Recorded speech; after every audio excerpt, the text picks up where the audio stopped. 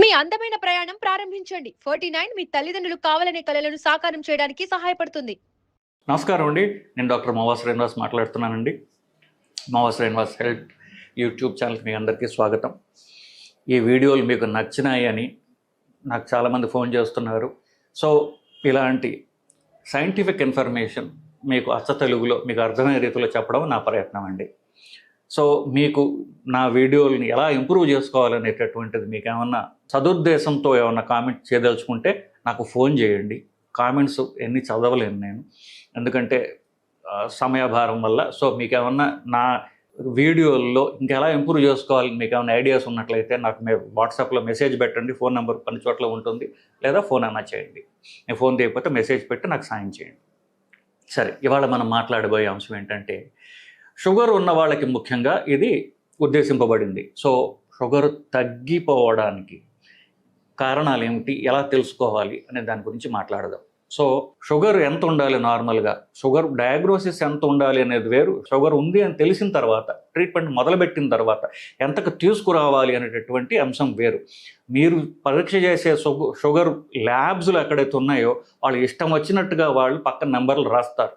వాటికి ఒక scientific proof లేదు వాళ్ళకి. సో ఒకప్పుడు ఒకటే ఉన్నప్పుడు ఒక్కొక్క ల్యాబ్ ఒక్కొక్క షుగర్ వాల్యూ ఎలా ఉంటుందండి, అలా ఉండదు కదా.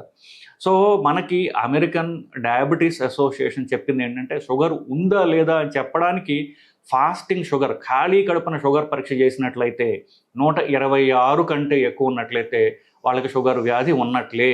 126 తిన్న తర్వాత 200 కంటే ఎక్కువ ఉన్నట్లయితే షుగర్ వ్యాధి ఉన్నట్టు నిర్ధారించడం జరుగుతుంది. ఇది ఉందని చెప్పడానికి. కానీ ట్రీట్మెంట్ అంటూ మొదలుపెట్టిన తర్వాత ఇంకా తక్కువ తీసుకుని రావాలి. షుగర్కి ట్రీట్మెంట్ మొదలుపెట్టిన తర్వాత, షుగర్ ఉందని నిర్ధారణ అయిన తర్వాత ఖాళీ కడుపున షుగర్ 100, 110 మధ్యలో ఉంచుకోవాలి. తిన్న తర్వాత 140 దగ్గరగా ఉంచుకోవాలి. 140, 200 కాదు. డయాగ్నోస్ అయిన తర్వాత 140 తీసుకుని రావాలి. ఇది షుగర్ మామూలుగా అనుకున్నాం కదా. ర్యాండమ్గా షుగర్ చూసినప్పుడు, అంటే తినడం తినక పోవడం గురించి కాకుండా క్యాజువల్గా మన షుగర్ చూసుకున్నప్పుడు 200 దాకా ఉండొచ్చు. ఆ షుగరు 60 కంటే తగ్గితే షుగర్ అతిగా తగ్గిపోయింది అంటారు. 60 కంటే తగ్గితే శరీరానికి హానికరము, శరీరానికి అది డ్యామేజ్ చేస్తుందని లెక్క. సో 60 కంటే ఎట్టి పరిస్థితుల్లో షుగర్ తగ్గకూడదు. ఎస్పెషల్లీ కొంచెం వయసు ఎక్కువ ఉన్న వాళ్ళల్లో, 65 వయస్సు దాటిన వాళ్ళలో షుగరు 60 దగ్గర దరిదాపుల్లో కూడా ఉండకూడదు. 70 కంటే పైనే పెట్టుకోవాలి వాళ్ళు. ఇది నంబర్ల వరకు చూసుకుంటే. ఇప్పుడు ప్రతిసారి షుగర్ తగ్గిపోయింది నాకు ఎట్లా తెలుస్తుందండి అనొచ్చు. సో షుగర్ అతిగా తగ్గిపోతే వచ్చే రోగ లక్షణాలు ఏమిటి అనేది మనం తెలుసుకుందాం. మొదటగా ఏ అవయవం అయితే శరీరంలో గ్లూకోజ్ మాత్రమే అది తిని బతికేది ఉంది ఒకటి, అదేమిటి? మెదడు. శరీరంలో అతి ముఖ్యమైనది మెదడు. ఆ మెదడు గ్లూకోజ్ తప్ప మీరు ఏమి పెట్టినా తినదు, గ్లూకోజ్ మాత్రమే తీసుకుంటుంది అది. అలాంటిది గుండె ఇంకోటి ఉంది, అది వేరు. మెదడుకి మాత్రం గ్లూకోజ్ తగ్గిపోతే తీవ్రమైనటువంటి డ్యామేజ్ జరుగుతుంది.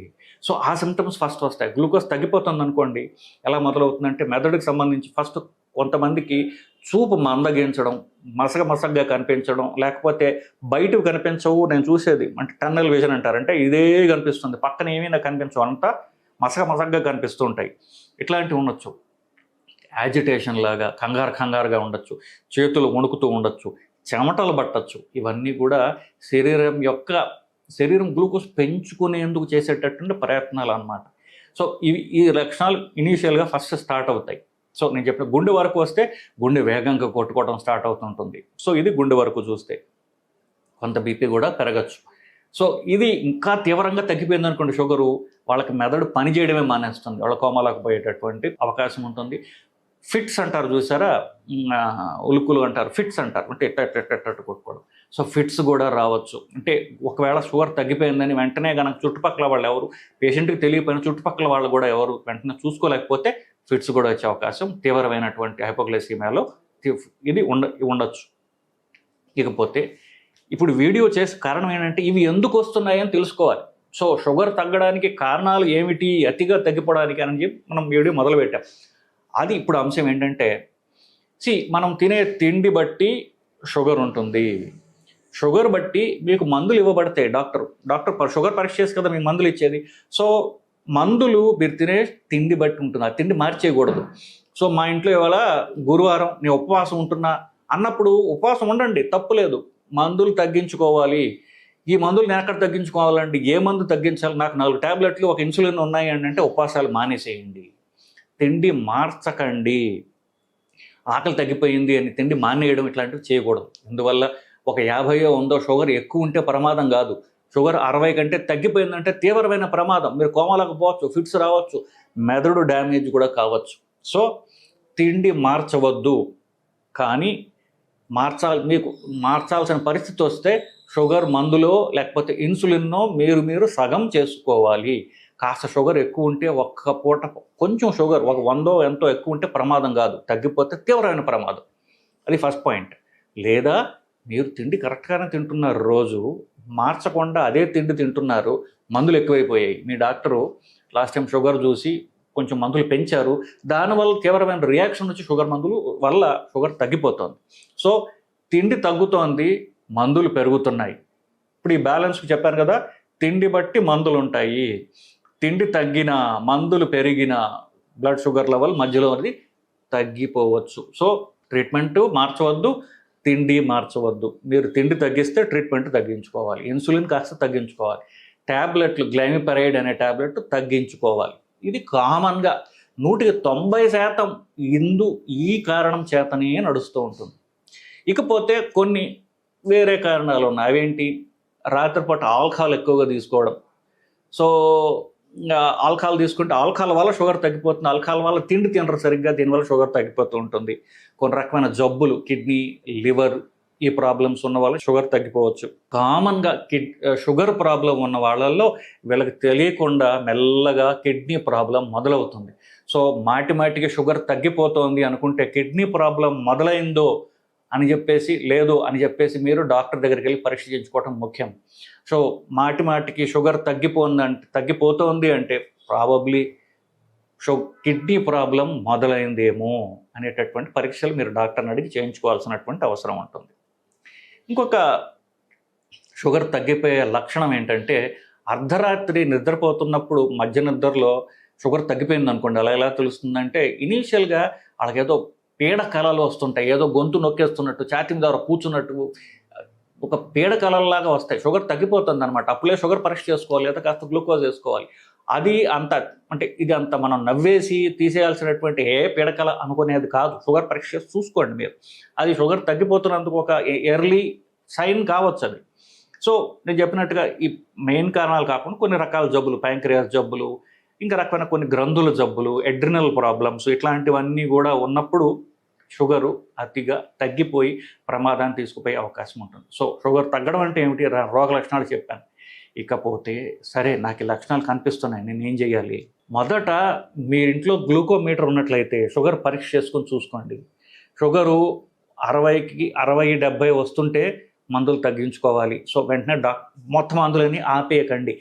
దానికి కొన్ని రకాల మందులు వల్ల షుగర్ ఎక్కువ తగ్గుతుంది. గ్లైమిపరైడ్ అనే ట్యాబ్లెట్ వల్ల. సో ఈ ట్యాబ్లెట్ ఉన్నట్లయితే ఇన్సులిన్ తీసుకున్న ఈ 2 కారణాల్లో షుగర్ కామన్గా తగ్గుతుంది. వెంటనే డాక్టర్ దగ్గరికి వెళ్ళి మందులు మార్పించుకోవడం, లేదా కిడ్నీ ప్రాబ్లం ఉందా పరీక్ష చేసుకోవడం, ఇట్లాంటివి అవసరం. ఈలోగా షుగర్ పరీక్ష చేసుకోండి. నెక్స్ట్ షుగర్ తగ్గిపోతుంది, లేదా ఆ సిమ్టమ్స్ మీకు ఉన్నాయి. షుగరు 60కి 100కి మధ్యలో ఉంది, కానీ ఒకసారి షుగర్ 400 నుంచి 300కి వచ్చింది అనుకోండి, 100 తగ్గింది. 200 నుంచి 100కి వచ్చింది అనుకోండి, షుగర్ తగ్గింది. 100 నుంచి 0కి వచ్చింది అనుకోండి, అయినప్పటికీ శరీరానికి తేడా తెలియదు. శరీరానికి తెలిసింది ఒకటే, షుగర్ తగ్గిపోయింది, 100 తగ్గిపోయింది. ఎక్కడి నుంచి తగ్గిందో శరీరానికి తెలియదు. సో ఆ సిమ్టమ్స్ మీకు కనిపించవచ్చు. మీ శరీరానికి అలవాటైనటువంటి షుగర్ నుంచి ఒక 100 డ్రాప్ అయితే మీకు సిమ్టమ్స్ రావచ్చు. సో సిమ్టమ్స్ ఉన్నప్పుడు షుగర్తో సంబంధం లేకుండా నేను చెప్పినటువంటి షుగర్ తగ్గడం వల్ల వచ్చే లక్షణాలు మీకు ఉన్నప్పుడు వెంటనే నోట్లో గ్లూకోజ్ కానీ చక్కెర కానీ వెంటనే నోట్లో వేసుకోండి. గ్లూకోజ్ అయితే బెస్ట్. నేను చెప్పింది ఎందుకు, ఫస్ట్ గ్లూకోజ్ తగ్గిపోవడం వల్ల వచ్చే లక్షణాలు మెదడుకి వస్తాయి కాబట్టి మెదడుని మనం కాపాడుకోవడం ముఖ్యం. కాబట్టి వెంటనే నోట్లో కాస్త గ్లూకోజ్ వేసుకోండి, అది వెంటనే మెదడుకి వెళ్తుంది. మీ సిమ్టమ్స్ ఏవవుతున్నాయి ఇమ్మీడియట్గా తగ్గిపోతాయి. గ్లూకోజ్ ప్యాకెట్ ఇంట్లో కొనిపెట్టుకోవాలి. ప్రతి గదిలో మీకు అందే హైట్లో గ్లూకోజ్ ప్యాకెట్లు ఉంచుకోండి. ఒకవేళ గ్లూకోజ్ మీకు ఇంట్లో లేదు, దూరంగా ఎక్కడో ఉన్నారు, కనీసం చక్కెర అయినా పంచదార అయినా సరే వెంటనే నోట్లో వేసుకున్నట్లయితే షుగర్ పెరుగుతుంది, సిమ్టమ్స్ తగ్గుతాయి, షుగర్ పరీక్ష చేసుకోండి, అప్పుడు డాక్టర్ దగ్గరికి వెళ్ళండి. సో అప్పుడు మనకు ప్రూఫ్ ఉంటుంది, నాకు సిమ్టమ్స్ ఉన్నాయి, షుగర్ ఎంత ఉన్నది అని మీకు ప్రూఫ్ ఉంటుంది. సో మొదట ట్రీట్మెంట్ చేసుకోండి, ఇఫ్ పాసిబుల్ పరీక్ష చేసుకోండి. సో అప్పుడు మీరు డాక్టర్ దగ్గరికి వెళ్ళినట్లయితే మిగతా జరుగుతాయి. ఎందుకు తగ్గిపోతుంది? నేను చెప్పినట్టుగా షుగర్ పెరగడం కంటే తగ్గడం తీవ్ర ప్రమాదం కాబట్టి అది వెంటనే డాక్టర్ దగ్గరికి వెళ్ళి చూపించుకోవడం అనేది నెక్స్ట్ థర్డ్ స్టెప్. ఈ 3 చేయాలి: పరీక్ష చేయాలి, షుగర్ తినాలి, డాక్టర్ దగ్గరికి వెళ్ళాలి, పరీక్షలు చేయించుకోవాలి. షుగర్ మాటిమాటికి తగ్గిపోతే 75 వయసు దాటిన వాళ్ళకి మాటిమాటికి షుగర్ తగ్గిపోతుంటే వాళ్ళకి బ్రెయిన్ డ్యామేజ్ అవుతుంది. సో బ్రెయిన్ డ్యామేజ్ అయ్యి డిమెన్షియా అని తీవ్ర ప్రమాదాలు కూడా వస్తుంటాయి వాళ్ళకి. సో బ్రెయిన్ని ప్రొటెక్ట్ చేసుకోవడం ముఖ్యం. సో దీనికి ట్రీట్మెంట్ కూడా నేను చెప్పాను. సో షుగర్ తగ్గిపోవడానికి లక్షణాలు, దానికి నెంబర్ ఎంత ముఖ్యమనేది, తర్వాత ఎలా పరీక్ష చేసుకోవాలి, ట్రీట్మెంట్ ఏంటి, ఇవన్నీ మనం కవర్ చేసాం. ముఖ్యంగా కారణాలు గుర్తుపెట్టుకోండి, దాన్ని మీరు రివర్స్ చేసుకోవచ్చు. నమస్కారం.